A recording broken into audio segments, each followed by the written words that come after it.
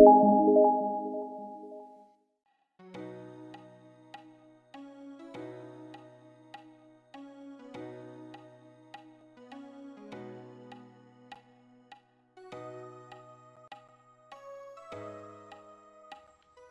ngarsa sung tulodo, artinya seorang guru adalah pendidik yang harus memberi contoh atau menjadi panutan.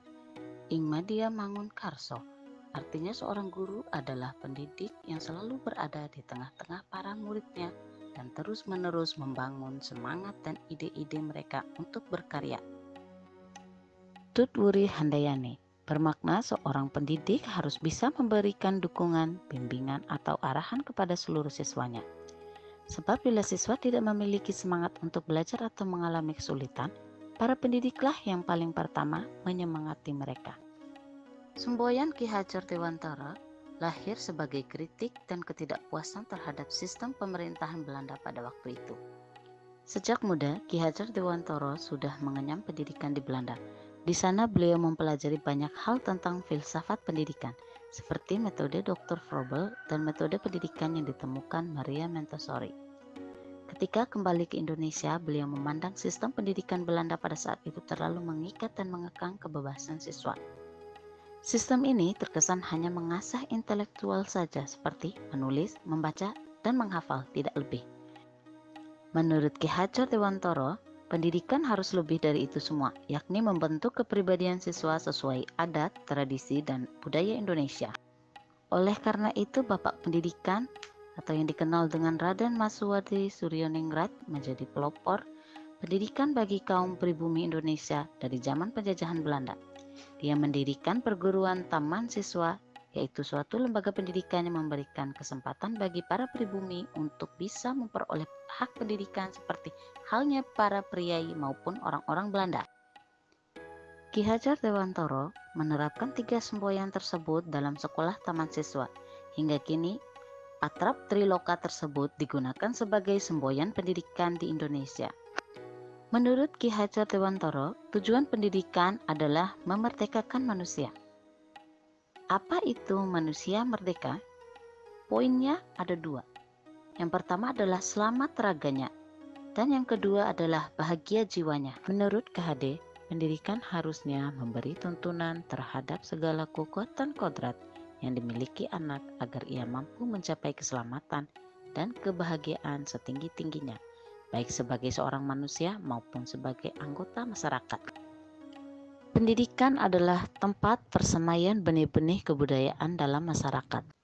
Pendidikan dan kebudayaan sejatinya berkaitan sangat erat.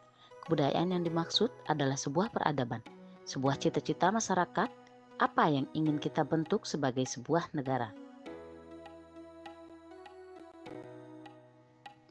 Dan pendidikan harus berpihak kepada murid.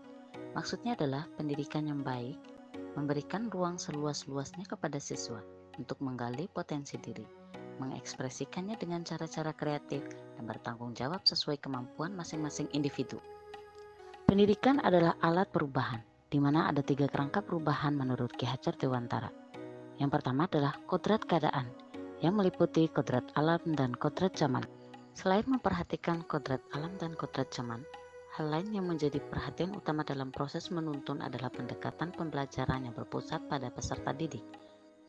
Proses pembelajaran yang berpusat pada peserta didik akan melahirkan merdeka belajar. Bentuk pendekatan lain yang dilakukan guru adalah memberikan pelayanan layaknya seorang hamba, dalam arti melayani setiap kebutuhan peserta didik dengan setulus-tulusnya, sehingga ia merasa diterima dan diakui keberadaannya di kelas maupun di sekolah. Peran penting pendidikan atau filosofi Tri Rahayu menurut Ki Hajar Dewantara. Pertama, memajukan dan menjaga diri. Yang kedua, memelihara dan menjaga bangsa. Dan yang ketiga adalah memelihara dan menjaga dunia. KHD percaya bahwa semua itu terhubung dan semuanya berkontribusi pada kepentingan yang lebih besar. Maksudnya memerdekakan satu orang adalah langkah awal memerdekakan satu keluarga.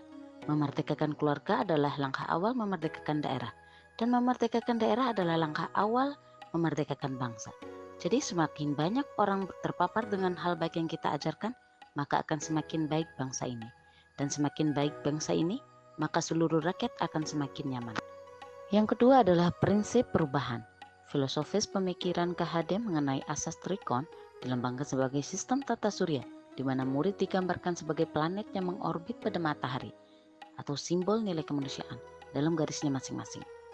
Setiap planet berevolusi dengan kecepatan yang berbeda-beda, namun tidak pernah berhenti bergerak.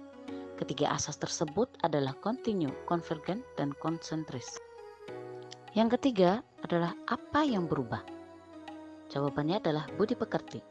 Menurut KHD, budi pekerti atau watak atau karakter merupakan perpaduan antara gerak pikiran, perasaan, dan kehendak atau kemauan sehingga menimbulkan tenaga. Budi pekerti juga dapat diartikan sebagai perpaduan antara cipta atau kognitif, karsa atau efektif sehingga menciptakan karya atau psikomotor.